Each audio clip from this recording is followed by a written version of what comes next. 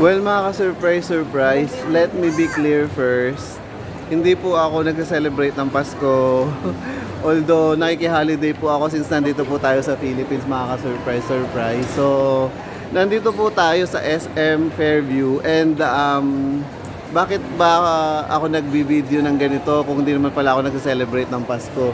Gusto ko lang sigurong makita nyo yung theme ng SM Fairview ng kanilang holiday theme. So, ayan. Ang theme po nila is Christmas tree na ayan. And syempre, yung common, what do you call this? Common impression na, that's huge! Ayan, huge yung ribbon, mga ka-surprise. So, kung bitin pa kayo sa ribbon na yan, mga ka-surprise. Good luck naman. So far, ito pa lang yung nakita kong, what do you call this? Holiday decoration dito sa SM Fairview. Wala pa masyado sa paligid. So, ayan pala mga ka-surprise. Let's go a little bit dun sa labas. Dun sa labas mukhang meron na. So, ayan. It's huge. Ganon.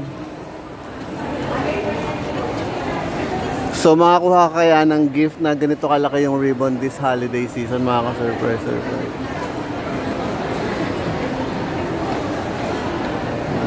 Ayan. And dito po sa labas, ayan, nasilip ko lang. So, bale, ito pa lang talaga yung ano nila, mga ka-surprise. Ito pa lang talaga yung holiday theme.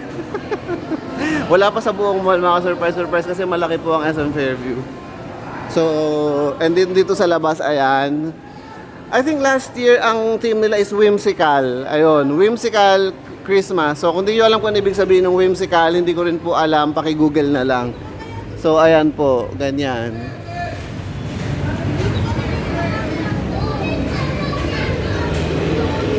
So, meron po silang ayan, pa-mirror. Ano ba yan? Ba't may ganito? Ba't may pa-mirror, mga ka-surprise? Ayan.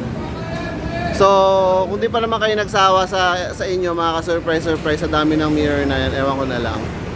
So, yun nga sabi ko, last year, whimsical yung theme nila. Ewan ko kung this year, kung ano ito.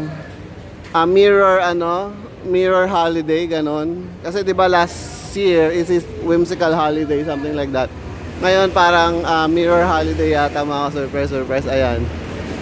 Ang dami talagang mirror ng SM Fairview, ayan. Magsasawa ka, mga ka-surprise.